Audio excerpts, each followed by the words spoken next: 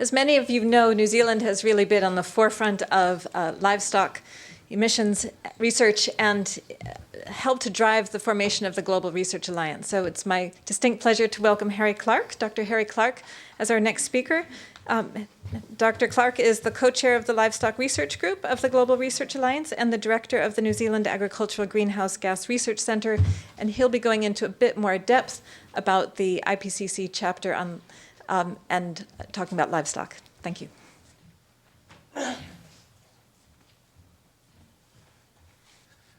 Thank you, Lini. Unfortunately, I think that the talks are very similar here, so we might get a bit of repetition, so I'll try and go through that as quickly as possible and concentrate on the differences rather than the similarities. I will do a little bit of background first, but I think it is reinforcing some of the issues that have already arisen. When we look at the sources of emissions, absolute emissions are not actually a good indicator of the importance that individual countries will attach to emissions. If you actually then change that around and look at national significance, what are they as a proportion of their total emissions, you see quite a change between this one and this one. And the big one is Africa, obviously, which in terms of absolute emissions is low, but in terms of absolute emissions is very low, but in terms of a proportion of emissions is very high. So different countries will have different agendas and have to place different importance on this. New Zealand is one of those countries where it's both important as an absolute source and as a percentage of its emissions, but that's really the only developed country that is in that category. Then if we take that on to the uneven challenge around food demand, where is the demand for food going to come? Again, hinging on the food security debate, it changes again with some of those countries that would be having very large increases in food demand are the ones where greenhouse gas emissions are a large proportion of their national inventories. And so there's a disproportionate emphasis in that situation. And against this background is why something like the Global Research Alliance was formed, and I'll go through this very quickly. Again, agriculture is very vital in food security, poverty reduction, sustainable development. Also, it's susceptible to the impacts of climate change. And we have this dual issue of global demand for food and reducing greenhouse gas emissions. But we also have opportunities. It's an interesting sector. It is a part of the issue of emissions, but it's also a part of the solution to emissions. And it has, as has just been described, good opportunities to reduce emissions. And against that background, the Alliance is trying to develop the science and technology to mitigate emissions. Measurement is exceedingly important, and I will discuss that in a little bit more detail. And working through, at the end of the day, action by land managers will be the thing that reduces emissions in conjunction with policy, obviously. But we need to give access to technologies and knowledge to those people who manage land. And if the Global Research Alliance now has 40 member countries spread throughout the world. The big exception, unfortunately, is the African region. It's a very crowded space. I think the more you get involved in greenhouse gas mitigation, you realize how crowded it is, with many organizations, all, I think, going towards the same aim. And we have a problem at times of treading on each other's toes. So collaboration is a key issue for everyone in this. So none of us can do this alone, and we're all looking to work together, whether it's in collaboration in research, or in action on the ground, that we need to work together. No individual unit has the resources often to do it by itself, and we need to pool resources and make sure any resources are being used efficiently. Just some of the things that the GRA is actually doing at the moment, and very much we've focused on research research mainly, but increasing expertise is another area in which we want to focus. But so we're looking at international collaboration on specialist subject areas, research sites, working with partner organisations on specific projects, and I will go through a couple of those. And capability development is really important. A lot of the capability here resides in the developed world, but that doesn't necessarily mean where the solutions are. And so there is a strong need to build capability, both at the research and practitioner level. And the Global Research Alliance is taking large steps to try and increase capability throughout the globe. Obviously, linking to policy and other international initiatives, as I've said, is exceedingly important and something we can't overlook. And this a couple of examples there of the organisations the Global Research Alliance is working with on specific projects. We're not trying to reinvent the wheel. We're trying to work together to, as we often have very similar goals. Just some new initiatives that have come through from the Global Research Alliance in terms of fellowships and awards. So I just wanted to go into a little bit more detail around pathways to mitigation.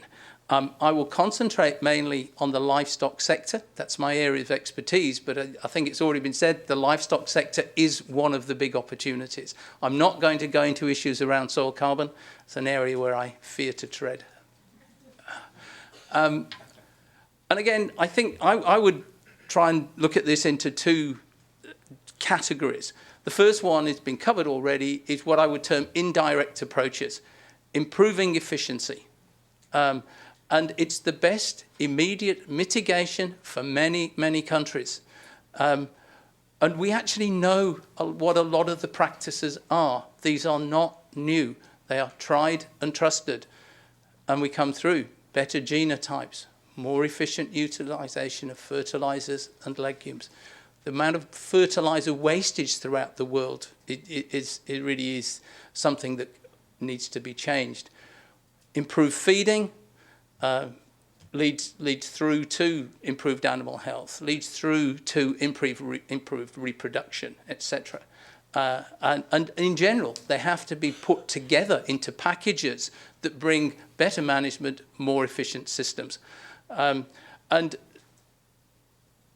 a key issue here, I think, is that efficiency by itself does not guarantee emission reductions in absolute terms. What it does do is bring you emission reductions per unit of product. It can bring both, but it is not guaranteed to do that. And I'll just repeat something that Chuck actually put up here, which is that this is something that's been going on for 50 years. It's not new. We have been reducing the intensity of food production from the 60s. If you look at here, and it's already been emphasised, the large footprint of cattle, but it's actually been reduced. And that is consistent, and it is still going on.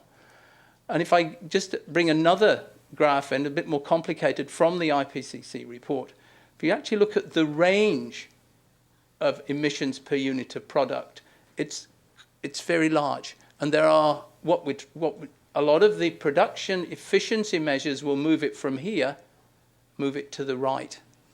And as I said, these are not new, they're well-proven practices. The implementation in different jurisdictions has challenges, but virtually all jurisdictions have the opportunity to move that figure to the right by utilising known practices.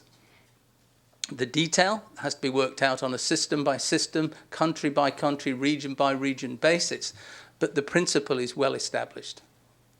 The right-hand one here, just for information, it talks about the dollars and the cost of doing some of those. And I wanted to emphasise that this isn't just a theoretical concept. And I've used an example from New Zealand. And New Zealand has a specific issue that close to 50% of our emissions come from agriculture sector. Most of them from the livestock sector. We have 43% of the world's tradable dairy products, 60% of the world's tradable lamb. So we are a major player.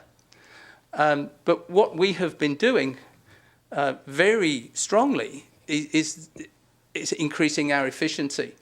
If you actually look at what we've done in 20 years, and this is through market forces. We have no subsidies in agriculture, or no direct subsidies.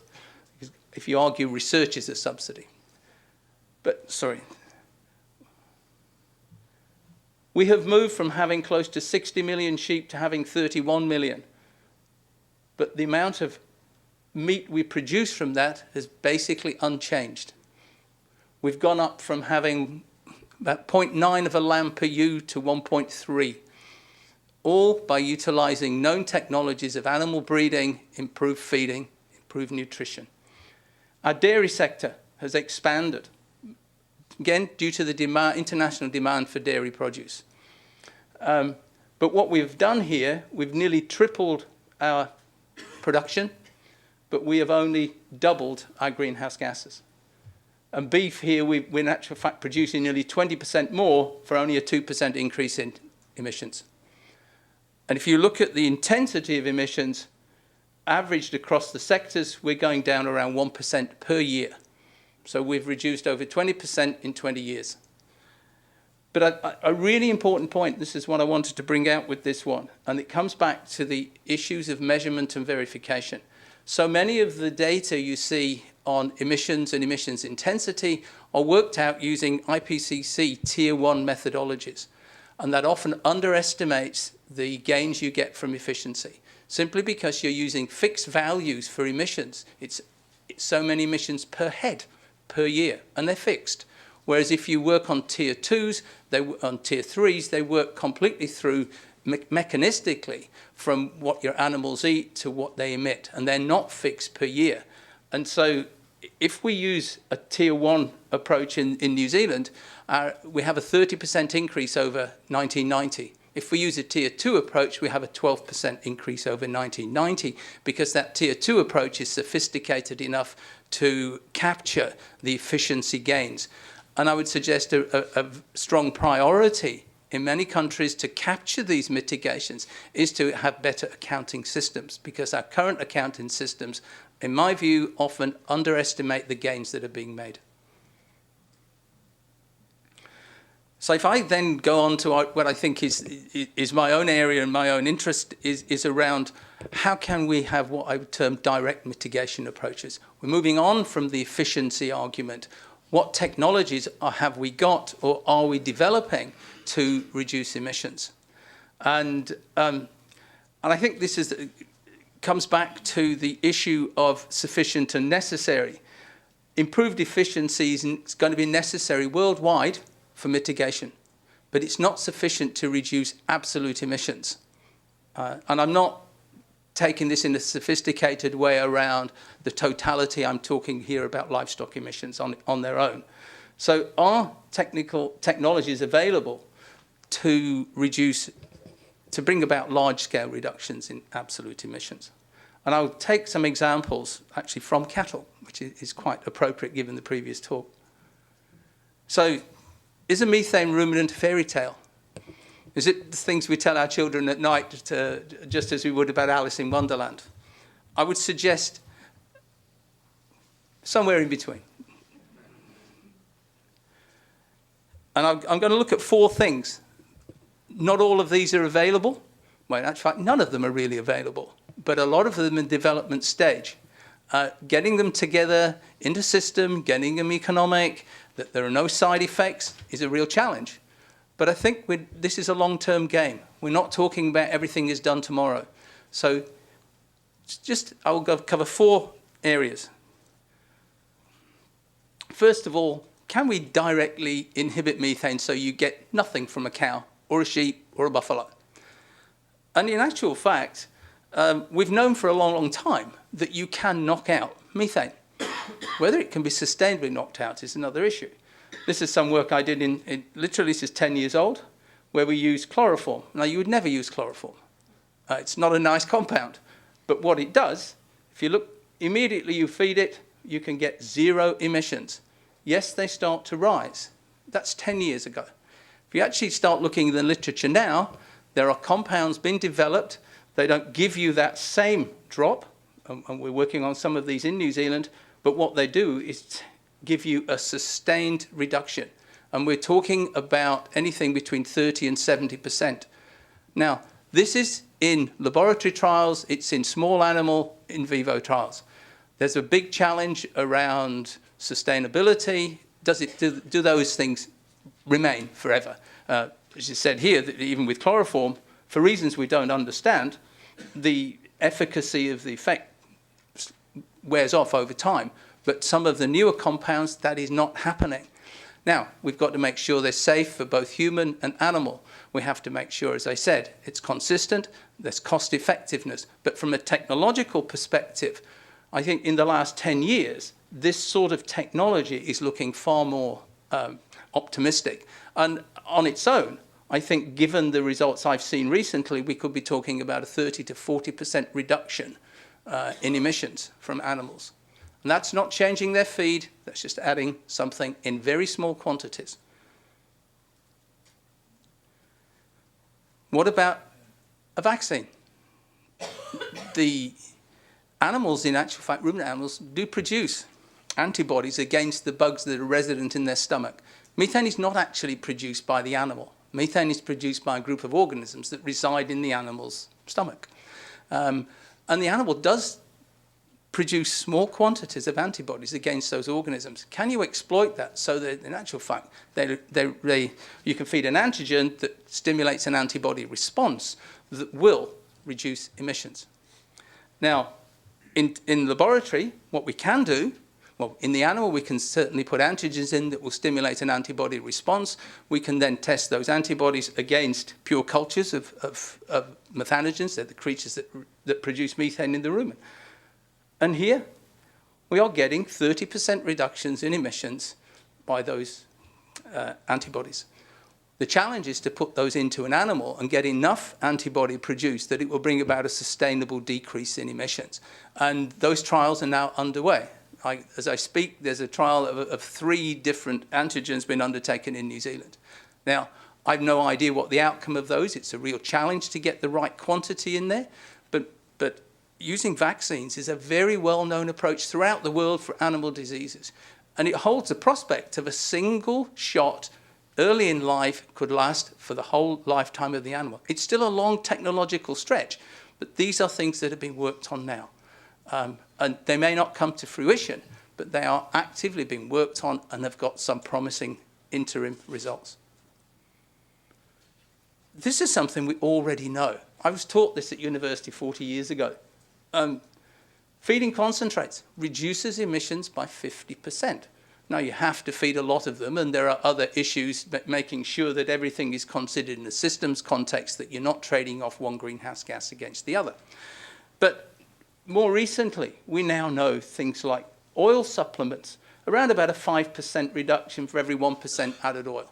Now, you have to be careful. You can't go up to too much oil. Anything getting above 8% starts to collapse the rumen system. But there you have a technology, again, that can work. There are a number of feeds that we know, a category of compounds called tannins can reduce emissions by up to 20%. We're looking now at brassicas can reduce emissions by 30%. These things have only emerged really in the last 5 years. So there are a number of feeding practices that are coming on. And all of these, they do not reduce productivity. That's literally a bottom line in any of this. You can't reduce productivity. So these are things that will often increase productivity but reduce emissions at the same time. Now, again, challenges in getting them in systems. They may not be as good agronomically as other plants, but the technical potential is there. And finally, this is my favorite one because I started this program in 2002. When we measure any group of animals, we find out that some emit less than others. Even for the same amount of feed being given, some emit less than others. So these things, why? What's the reason for that? Does it have a genetic component? And in actual fact, it does have a genetic component. Depending on the feed you give them, our work with sheep, we're getting reductions on a group basis between a group of high and low emitters of between 10 and 30%, depends on the feed. And the great thing about genetics, it's continuous improvement and really comes at very, very low cost.